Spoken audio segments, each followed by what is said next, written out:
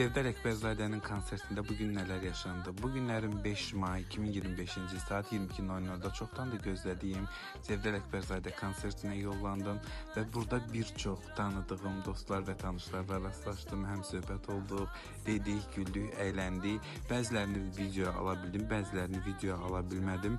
Sizi çox bezdirmək istəmirəm və videoda özümü çəkdikdən sonra Sevda xanımın ifalarına yer verirəm və videonun ikinci partı gələcək.